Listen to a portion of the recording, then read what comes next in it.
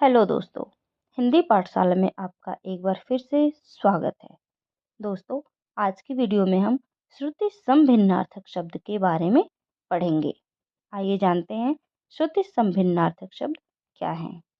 ये शब्द सुनने में एक जैसे लगते हैं, लेकिन इनके अर्थ अलग अलग होते हैं। ऐसे शब्द श्रुति अर्थात सुनने में, सम अर्थात समान, भिन्न अर्थात अलग, आर्थक अर्थात अर्थ देने वाले शब्दों को श्रुति समभिन्नार्थक शब्द कहते हैं। आइए एक बार श्रुति समभिन्नार्थक शब्द की परिभाषा देखते हैं।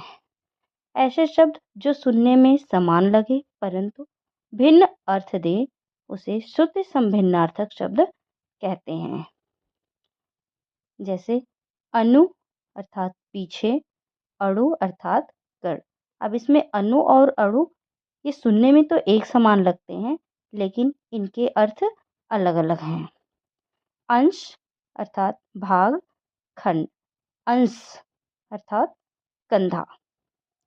अन्न अर्थात अनाज, अन्य का अर्थ होगा दूसरा। अपेक्षा अर्थात इच्छा, उपेक्षा अर्थात अनादर करना। अनल अर्थात आग, अनिल अर्थात हवा। अवधि अर्थात समय, अवधि अर्थात अवध क्षेत्र की भाषा। अवलंब अर्थात सहारा, अविलंब अर्थात शीघ्र।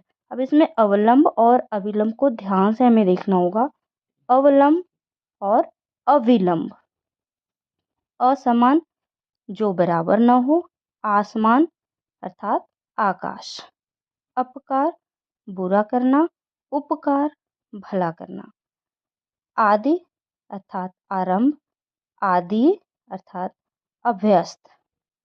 और अर्थात तरफ, और अर्थात तथा। क्रम अर्थात सिलसिला, कर्म अर्थात कार्य।